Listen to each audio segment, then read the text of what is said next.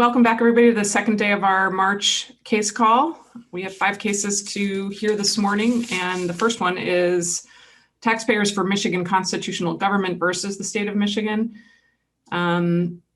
We have 3 lawyers and 2 appeals. So my understanding is Mr. Philo and Mr. Moak, you'll go first. Each side has 30 minutes total. You may reserve some for rebuttal, but Mr. Hodges, who also has an appeal, will also reserve some for rebuttal. So this is a little bit unusual. If I've got that wrong, you can correct me, but I think that's the way we will proceed. Chief Justice, that's correct. Excellent. Thank you very much. Well, you may begin when you are ready, Mr. Philo, Mr. Moak. Chief Justice McCormack, fellow justices, good morning. I'm John Moak, representing plaintiff taxpayers along with co-counsel John Philo.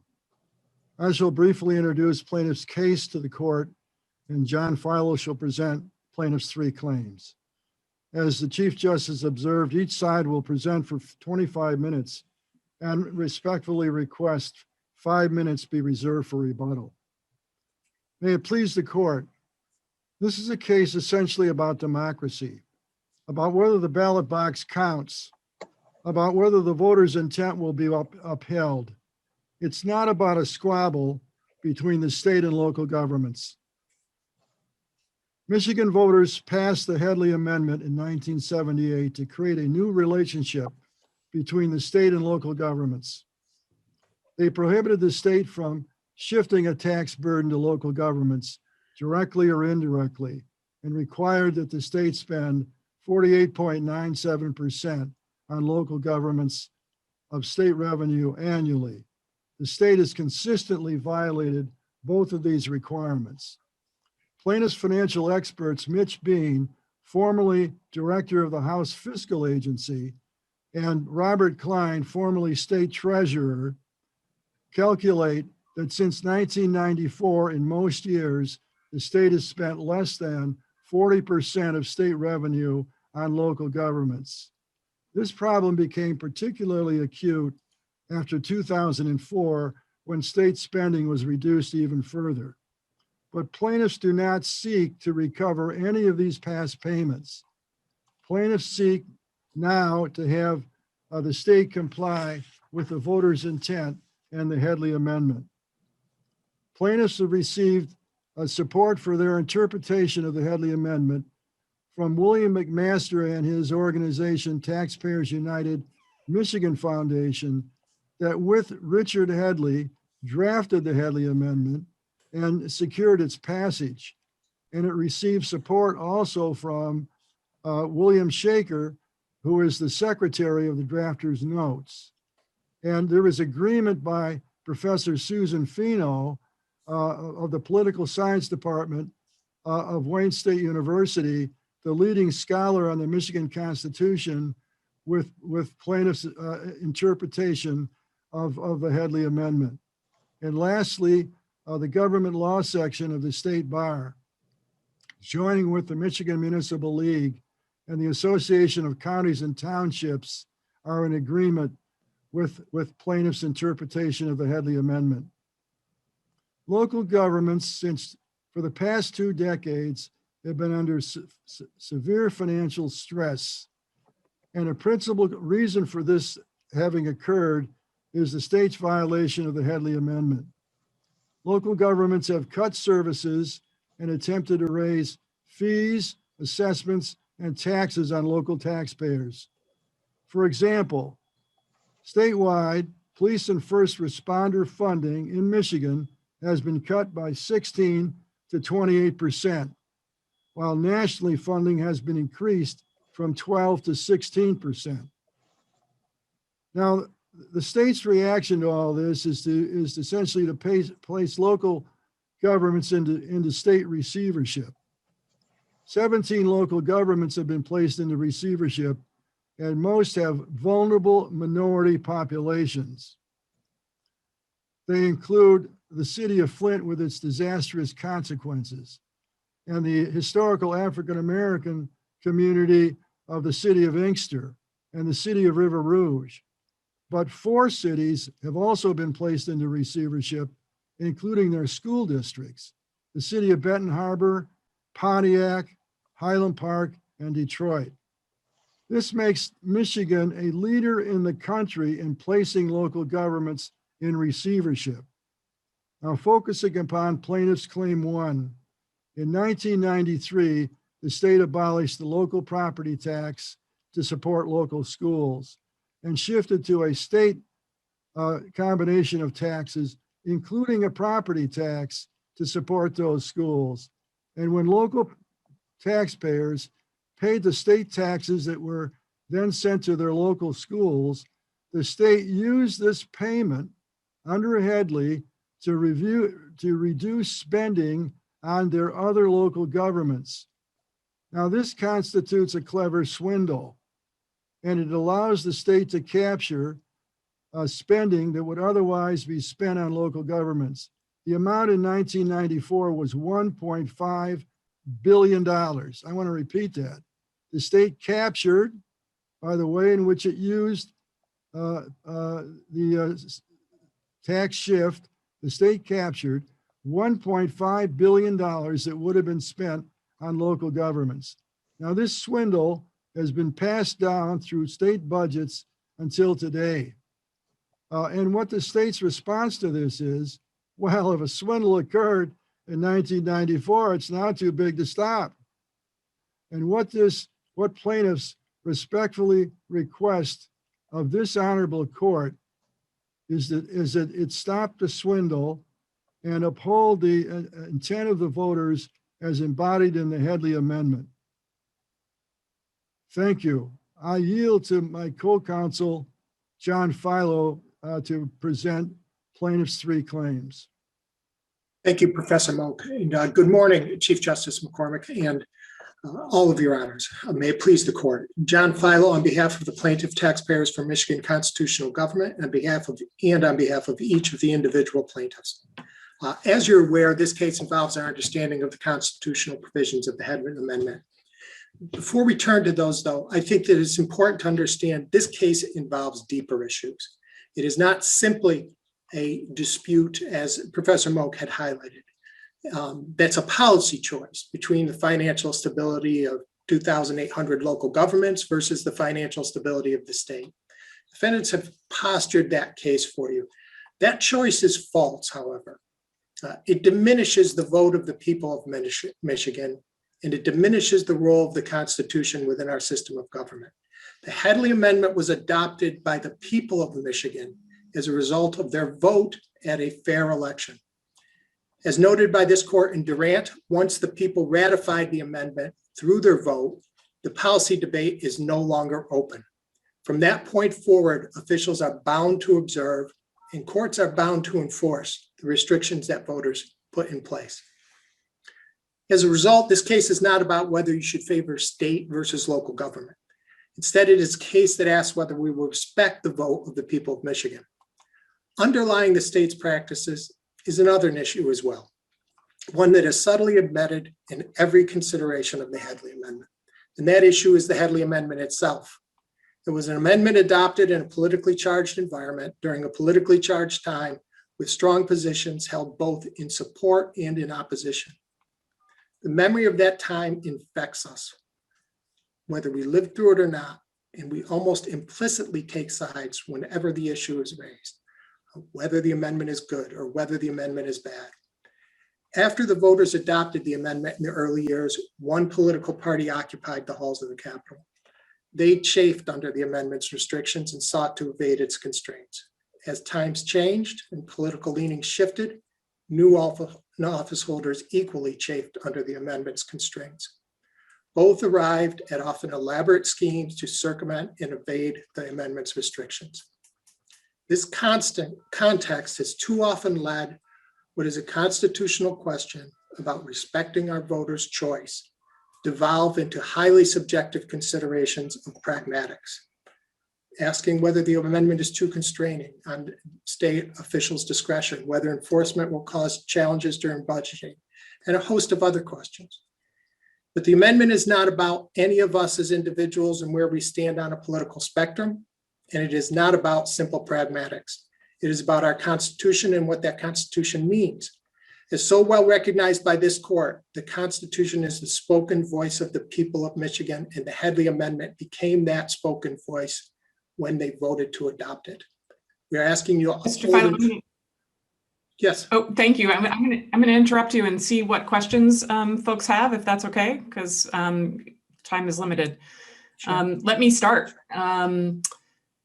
Should we think about charter schools? How should we think about charter schools? There, I understand there are some charter schools that are authorized by a state body, such as a university, and then there are some, I believe, that are authorized by local school districts. Does that matter? Can you tell me how to think about that? Sure.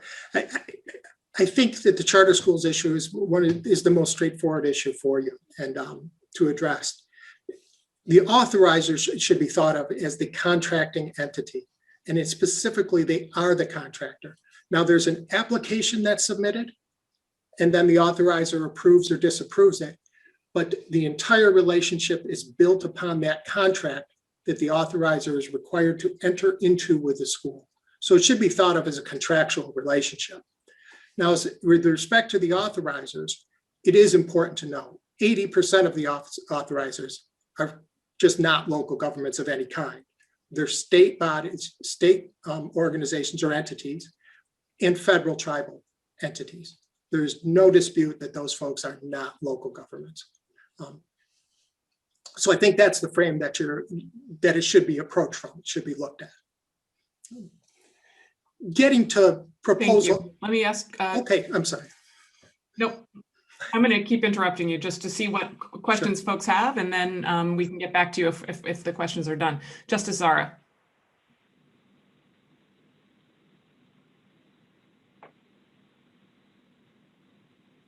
Justice Zahra is muted.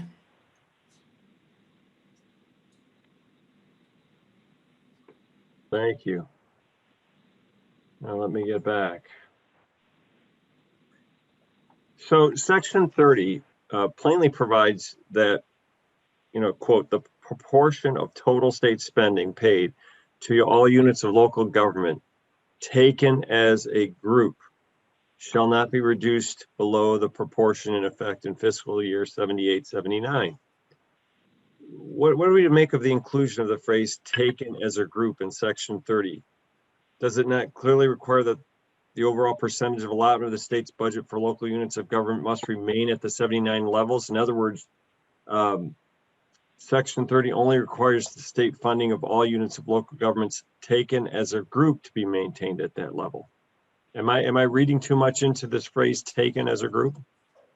No, I think that's absolutely accurate, Justice Zahra, what you just said, and we wouldn't dispute that. I think where the lower court erred is that in finding that there was some rebalancing among the group, among the individual units of the group. That is not the case in this case. The only rebalancing that occurs, and this specifically goes to Prop A and to some extent the funded mandates, but the only rebalancing that occurs is when there is displacement of the previous monies that were paid to local units of government. Okay, and what I think the lower court failed to recognize is that section 25 prohibits that tax shift that was the cause of the monies coming in to displace monies that had previously been paid. There is no rebalancing among units of local government outside of that displacement. And when we look at that displacement is caused by a prohibited act. It is caused by a tax shift that burdens local government when they do that displacement. There was no, I can't emphasize enough, there was no rebalancing itself by Proposal A.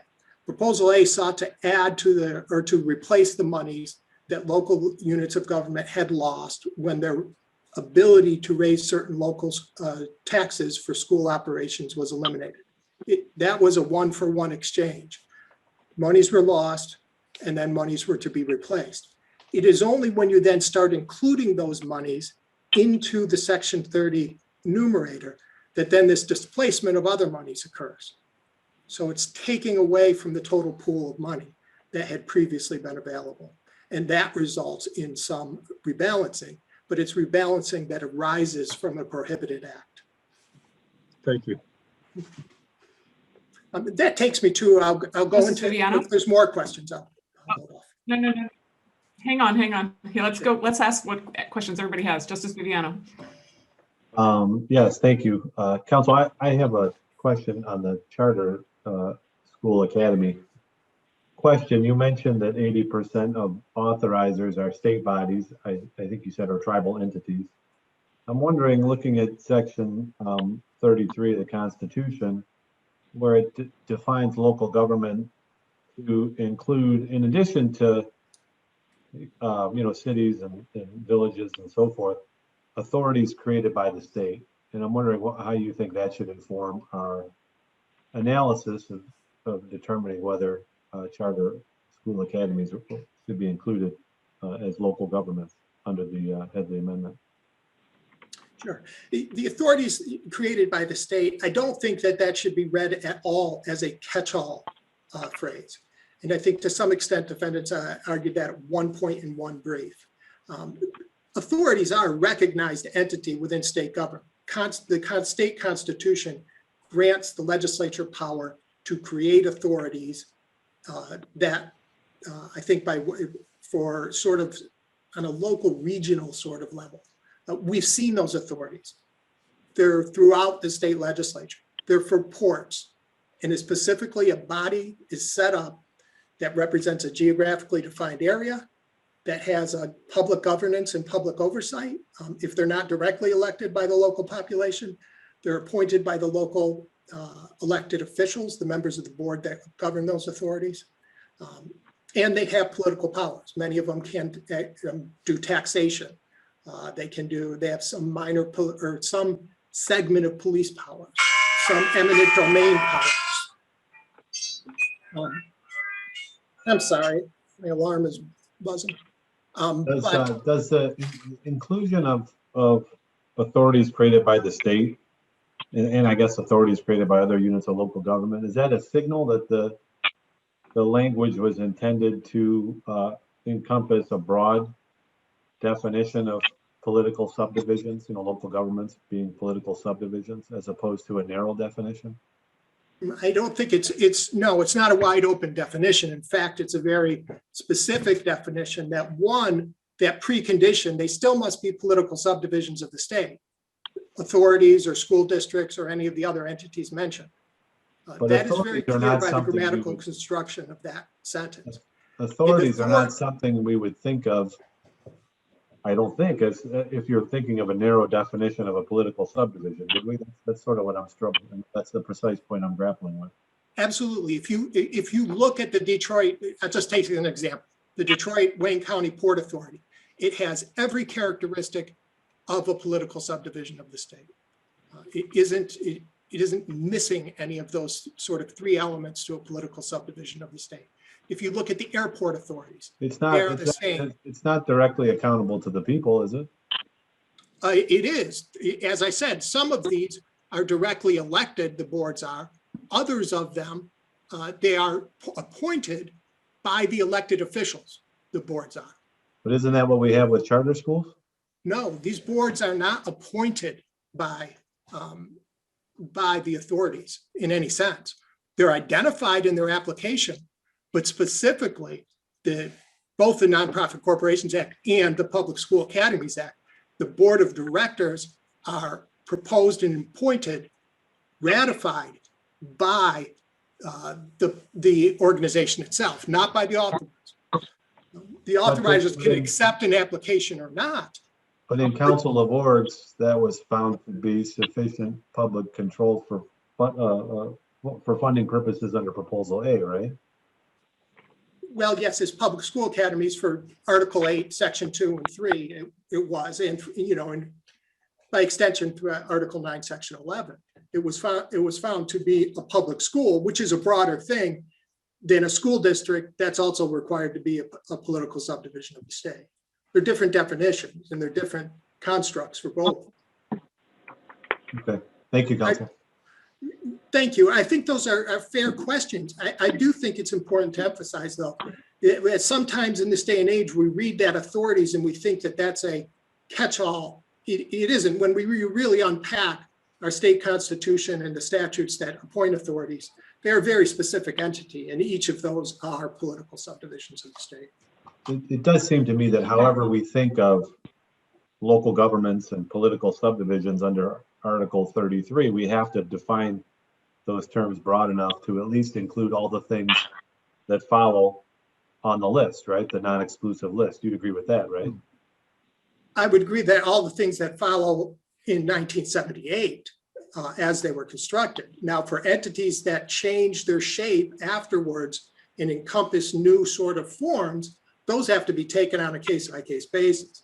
I mean, because we are, we're in a different era and things have changed. But I would also go back to the Public School Academies Act was drafted after the Headley Amendment. It specifically recognizes that public school academies are school districts for Article 9, Section 11. If they had intended that to be part of the Headley Amendment, they would have specifically included the Headley Amendment provisions in there. There is no mention of public schools as political subdivisions or as local governments, which are the key phrases within that definition, within the Public School Academies Act. We have to understand those omissions to be intentional. At least that's the way the court has always recognized that statutory construction. All right, I want to give my colleagues a chance to ask their questions. Thank you, counsel. Thank you. Thank you. Justice Bernstein. Hey, good morning. I don't have any questions. I just want to take the opportunity to say to Professor Moak that it's really a privilege to have you with us. And I've always just wanted to say thank you for your incredible service to our community. Justice, thank you so much. It's my pleasure to be appearing before you and to respect all of the good work you've done. Thank you, Justice. Thank you. Thank No you, other Justice questions. Clement. Thank you. Just I want to switch gears real quick because I'm worried that we might run out of time. Can we talk about the mandamus? Because I'm a little confused. So the Court of Appeals opinion refers to the mandamus and cites the reporting requirements, not calculations in the budget. But your brief states that the only mandamus relief at issue on this appeal is the Court of Appeals grant of mandamus prospectively requiring state officials, including the Auditor General, to exclude state spending to fund new state mandates from the numerator of the Section 30 calculation. But your initial complaint did not even have a separate count for mandamus. So I'm not seeing any allegations about which officials are obligated to perform which duties. So I guess my ultimate question is, how are we supposed to make sense of how this has proceeded, and should we have you start over litigating the mandamus issue?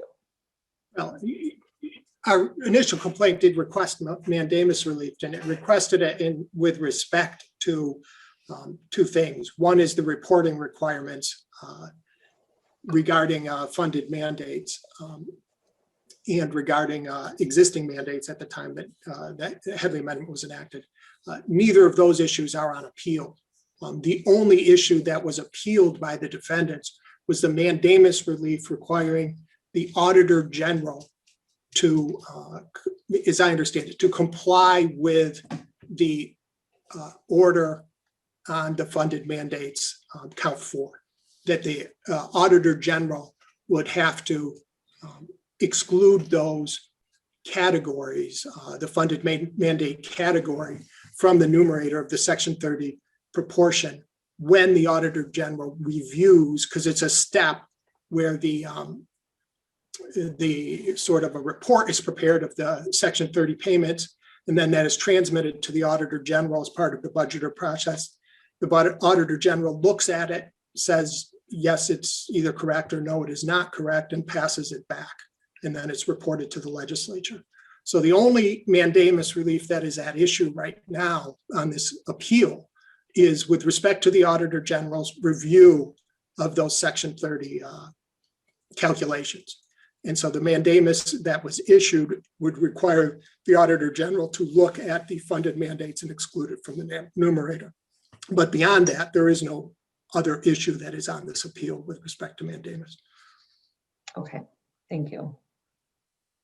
Justice Cavanagh? Thank you. I have no questions. Justice Welch? Yes, thanks. Thank you so much, Mr. Philo. I wanted to just go back to, you noted the charter school law, MCL 380-501, which is what gave charter schools the authority they have in our state. And it did do some specific defining so that they could obviously tap into the school aid fund and get funding. The legislature, as you noted, did not specifically cite Headley. Could they? I mean, could they just amend it and say that for purposes of Headley, charter schools, public, school academies should count? They went ahead and amended, obviously, the definition. They supplemented the definition for the school aid fund, which is also part of our Constitution. Can they do the same thing for Headley? I think it'd be a very different issue. They could do that and attempt to, and they could have tried to craft language to attempt to. I think they acknowledged the difficulties of trying to do that by not including it. We have to keep in mind that the purpose of Section 11 is very different from Headley in Section 30, particularly Section 30. Section 30 was enacted to provide financial stability to local governments because their taxes were being capped at that time. So the revenue streams were being cut off. Well, public school academies aren't subject to that cap. Public school academies don't have a need to share in that revenue in the same way because of actions by the legislature to cut off the revenue. So I think it's a very different issue. And I don't think this court can jettison the rule of common understanding. I mean, that's been foundational to this court going back to the 1800s. It's been relied on this court within the past year or 2 years in its decisions to just allow a legislature to determine what an entity is going to be is effectively amending the Constitution and the language in that Constitution. But it's the rule of common understanding that you apply. And then if the legislature did so amend the statute, then you'd be going back to see if the rule of common understanding, PSAs under that rule, whether PSAs are whatever they are called, school districts or authorities. One thing I would note with respect to authorities as well is that authorities don't operate under contract with any city or school district or any city or governmental entity. They are their own entity. They are a municipal corporation. And that's a very different feature. I mean, the contractual relationship is one you cannot ignore with respect to charter schools. Thank you.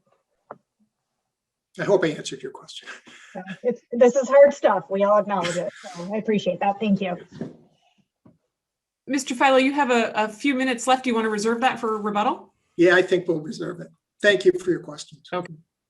Absolutely. Mr. Hodges. Thank you. May it please the court, Assistant Attorney General Matt Hodges appearing on behalf of the defendants, the state of Michigan, its Department of Technology, Management and Budget, and the Michigan Auditor General. As the court noted earlier, we would like to reserve 5 minutes for a brief rebuttal period. This case challenges 3 areas of state spending paid to local units of government and how it should be treated under Headley Section 30. Plaintiffs question public school spending arising from 1994's Proposal A, state payments to public school academies or charter schools, and state payments to cover state mandates. So the question is, are those state payments to be counted or included in the word total found in the plain language of Section 30? Well, that plain language says yes, they must be counted. The word total means everything. Plaintiffs argue to the contrary. They argue that entire areas of the state budget should be excluded from that calculation under total. They do this in an attempt to come up with more statewide taxpayer dollars funneled to particular local units of government for local voluntary services. That's understandable. They are advocating for their local taxpayers. There's simply no support for it in the plain language of the Constitution. Plaintiffs get there by using the phrase local aid. but that doesn't do any work that is new to this court. That's just another way of saying state payments for local voluntary services. And this court has rejected those arguments consistently, no matter what the label is. So I'll admit there are no cases directly on point for this argument. It's been called a novel argument by the lower court. It's been 40 years since the voters passed Headley in 1978 and Proposal A in 1994. It's been 25 years. So there's been plenty of time to come up with this argument. And I would say that the passage of time hasn't been for lack of motivation. Plaintiffs implicate billions of dollars if they're under their theory, and not just once, but annually in perpetuity. So it's not for lack of time to come up with this or motivation that this issue has not come before the court like this. I would argue that it's because there's no support for it in the actual plain language of the Constitution. In just 30 words, Section 30 actually provides the proportion of total state spending paid to all units of local government, taken as a group, shall not be reduced below that proportion in effect in fiscal year 1978-79.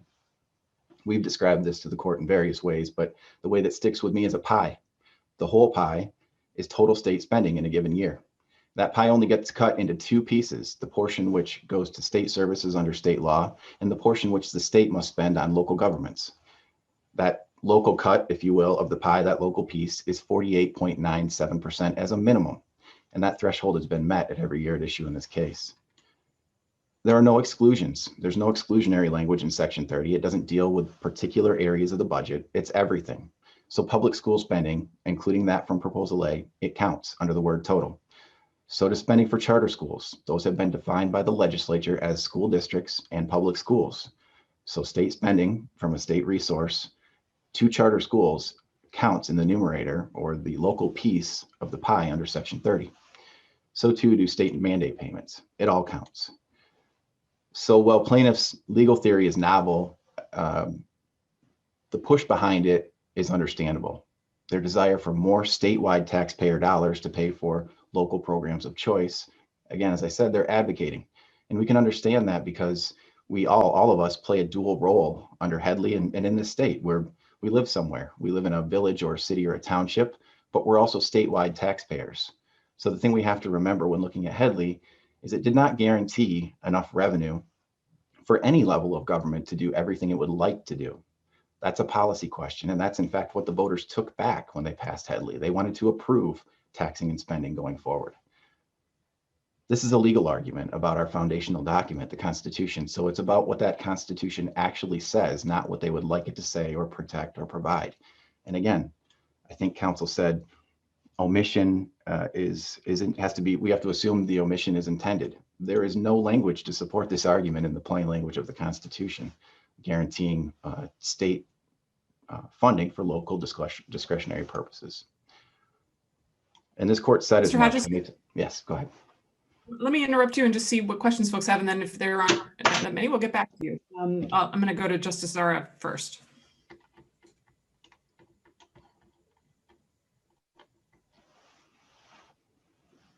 No questions at this time. Thank you. Justice Viviano. Thank you. I have a question when we're thinking about, again, about public school academies or charter schools.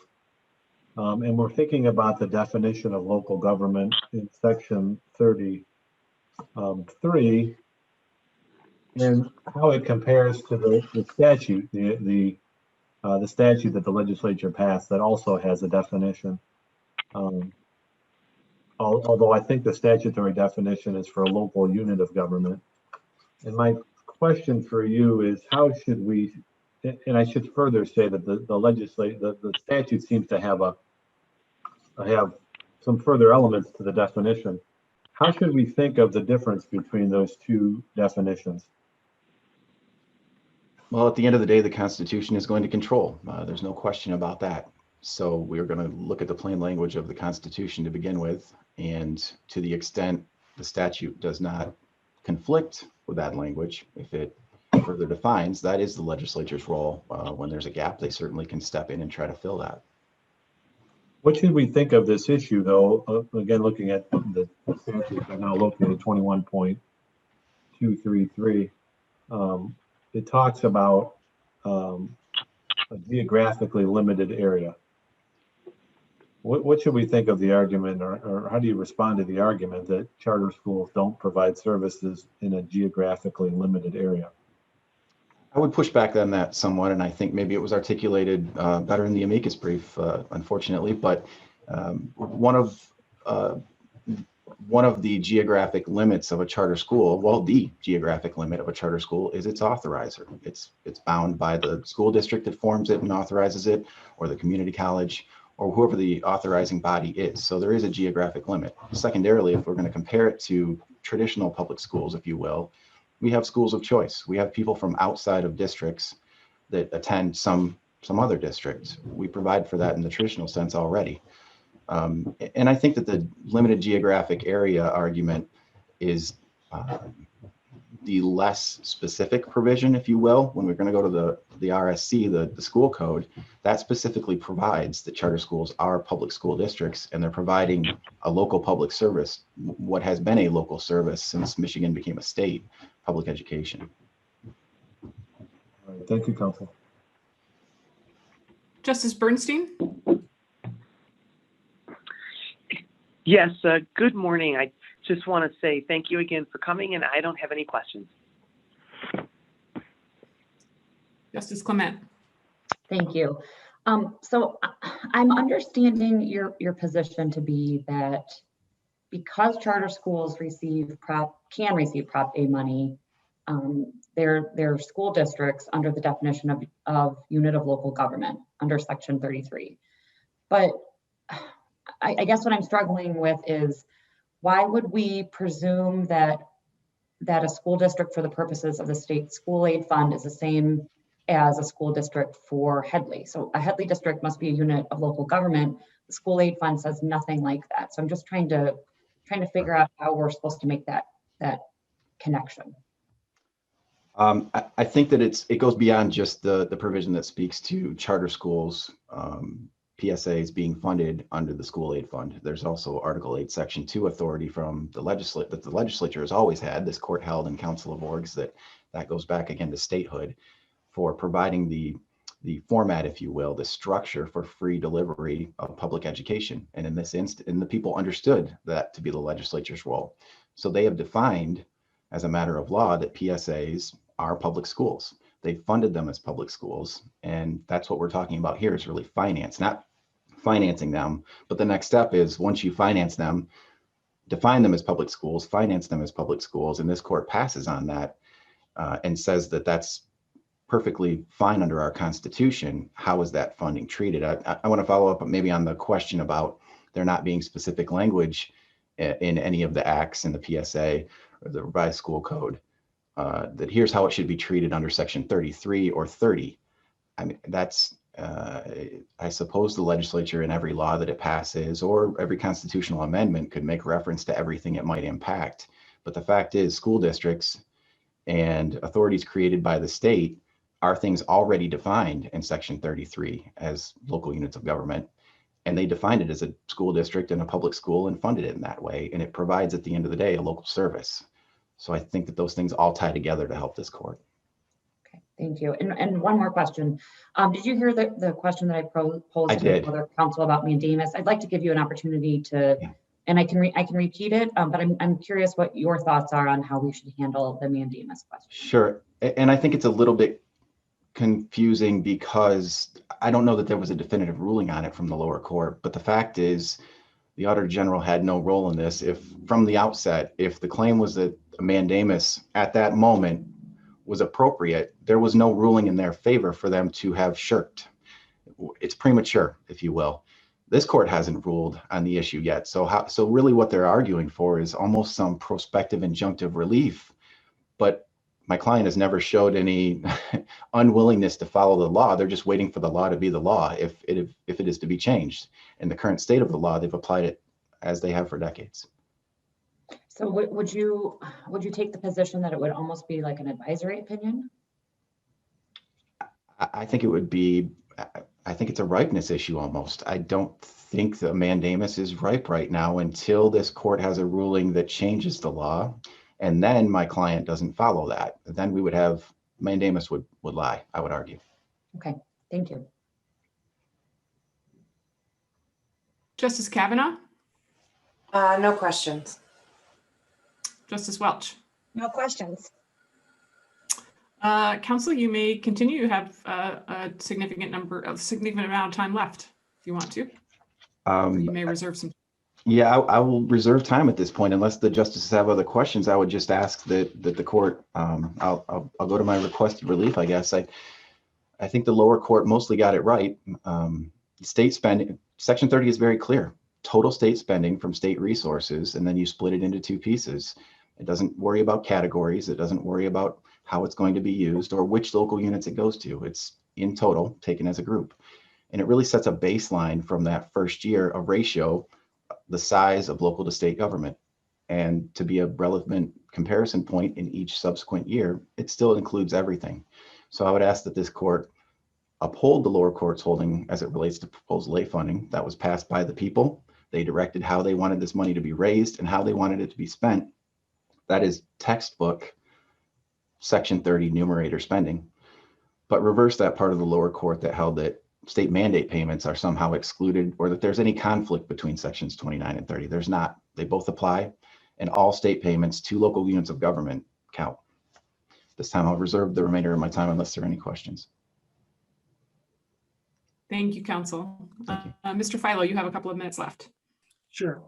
I'd start off with the words of this court in specifically with respect to charter schools in Paquin versus City of St. Agnes, where this court specifically said, because an entity defies easy characterization, lends further support to the finding that its conclusion under the term local government would be reached for a strained interpretation of that term. Again, the court was applying constitutional principles in that case. And in this case, any attempt to make charter schools general purpose school districts, which isn't in any statute, it's not in the Public School Academies Act, it has not been found by any court, is a strained interpretation, and it should be rejected because the rule of common understanding is the rule that you apply, and you just don't get there with charter schools. Defendant's argument, we've briefed it. Their argument is that total means total with respect to Section 30. As we pointed out, total doesn't mean total to the state. They do exclude categories of spending. They do not include categories such as monies they pay to cities to maintain a state road. For example, in Detroit, Belle Isle, monies that they may pay to the city of Detroit for those purposes are excluded. Now, the text of the Headley Amendment does not say to exclude those, but it is a total that the state and courts have recognized, Oakland County is the case, recognized should not be included. With respect to Prop A, the difficulty for the court and the difficulty on the issue is that Prop A, or the Headley Amendment through Section 25 clearly excludes prohibited tax shifts that burden local government. But it doesn't say what the remedy is. And that's the difficulty. It's clearly a prohibited act. The tax shift occurs through Prop A, and it increases the tax burden on local government through displacement of other spending. That's a prohibited act. But how do you remedy it is the difficulty thing, because the Headley Amendment does not list all the remedies. I would submit that you do what the Oakland County Court did in the Oakland County case, and that was to exclude it from the numerator. Now, you could exclude it from the numerator, both the numerator and denominator. Defendants have argued that that this is billions. It is billions, and it will be difficult for the state to address the shortfalls, but we are only seeking prospective relief. And as we've pointed out in our brief, it's in nowhere near as difficult as the choices that are be making at the local level. The state had a $1.5 billion surplus this year. The total amount at issue with respect to Prop A and charter schools is somewhere between 1.7 and 4.4. That's manageable. Counsel, let me see if anybody has any final questions. Your time is actually up. Does anybody have additional questions for Mr. Philo? I guess I would like to follow up, counsel, on the charter school question. I assume you would agree that public education is a function of local government or a local government service. Is that right?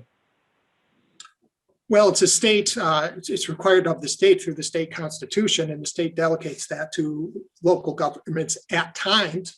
The charter schools and the PSA statute has changed that. The charter schools were specifically set up to compete with schools of local government. And that's why they're outside of that structure. I would note to something, another point is that. Let me just say, traditionally, is it right to think of public education as a local government service? That's how it's been delivered in Michigan traditionally. So local government's as service of a state obligation, yes. And so when we look at I'm looking now at the statute I referenced before, whether charter schools provide that service in a geographically limited area, putting aside, I guess, the other authorizers that are geographically limited, and thinking, just focusing on the 80% that you referenced, the state bodies. What about the notion that, sort of pre-COVID, at least, before we had so much remote education, there was a natural geographic limit to the provision of those services? In other words, you could only provide them if somebody could commute to your school in a reasonable time period on a daily basis to receive in-person instruction. What do you make of that argument? I make that argument is it's incorrect in that to be a political subdivision or a school district is found by two attorney generals from opposing parties. It must have as its primary purpose, and you can't take those words out of that, a primary purpose serving a limited geographic area.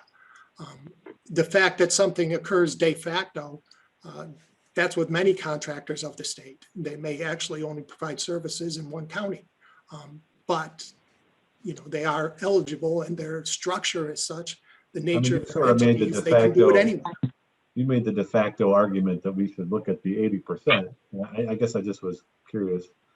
Well, that's not de facto. That's actually, that's fact. That's the state's reported numbers. That's the defendant's numbers. I understand, but there's other authorizing bodies that are geographically limited. And if we looked at the list, most of them are geographically limited, in terms of intermediate districts or local school districts or community colleges. But I understand your answer. Thank you, counsel. Thank you. Any additional questions for Mr. Philo? You may conclude if you want to quickly conclude. You may do that. Your time is up. I would thank you for your time and just conclude by saying that I think voters' intent is the paramount question for the court, and it should be respected. Thank you. Thank you very much. Mr. Hodges, you have some rebuttal time.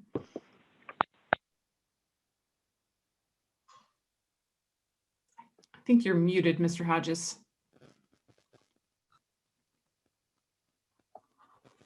Promised I wouldn't be that guy. Okay, so I promise I won't use the entirety of my time that I have left. I just have a couple of points to clarify. First, there was a comment about when the state says total, they don't really mean total. And there was a reference to road payments in the Oakland County case. I want to clarify it. That doesn't mean payments are taken out of Section 30 completely. They're not excluded.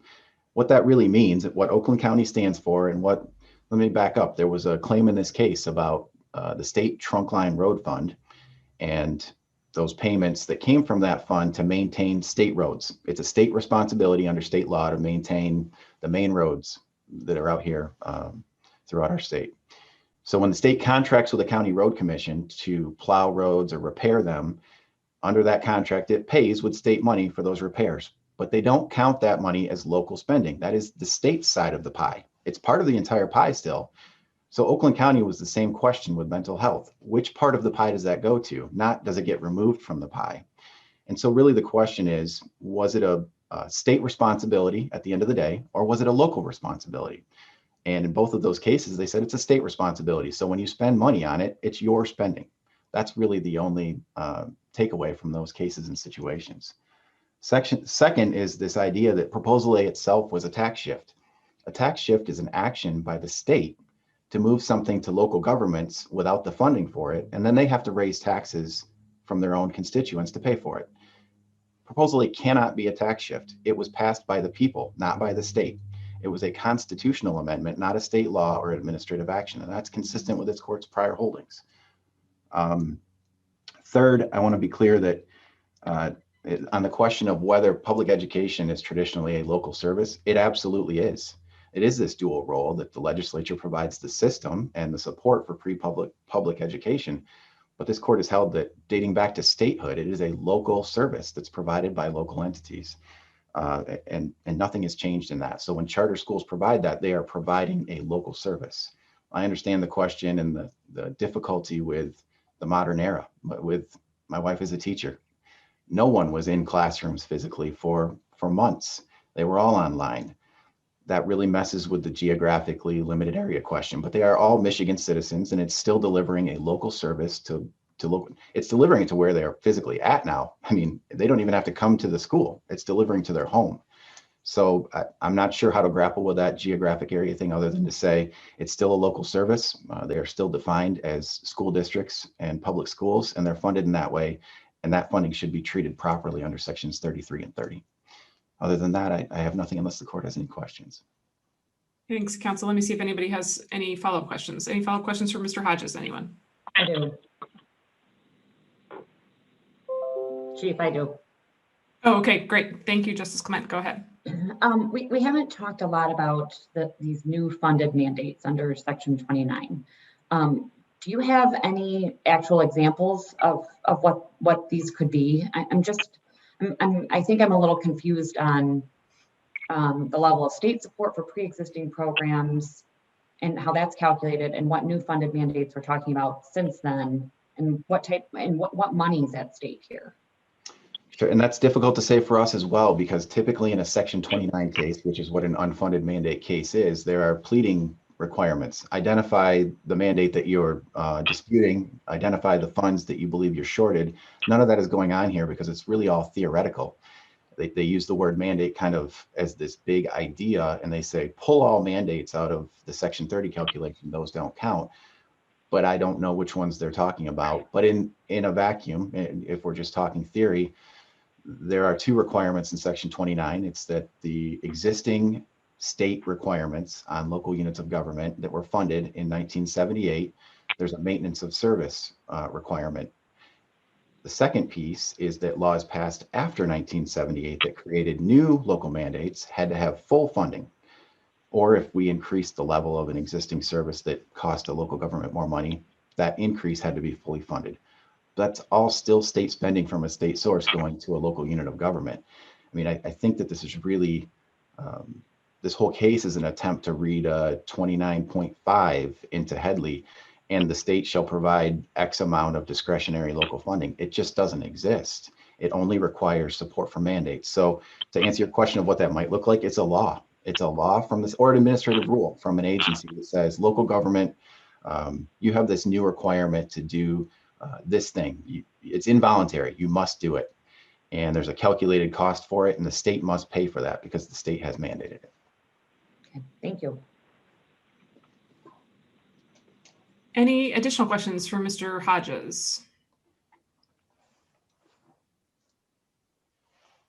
I don't see any. Counsel, you may conclude, and we thank you both. Thank you very much. I'll just conclude by asking again. I'm going to agree with Brother Counsel on this. Apply the plain language. Look at the voter intent. Voters wanted control over taxation. They wanted control over spending in their government, and that's exactly how this has been applied by the state for decades. Their argument is for the opposite, to remove that control, to make statewide taxpayers pay for local programs of choice, and we would ask that you reject that. Thank you very much. Thank you both. The case will be submitted. Thank you.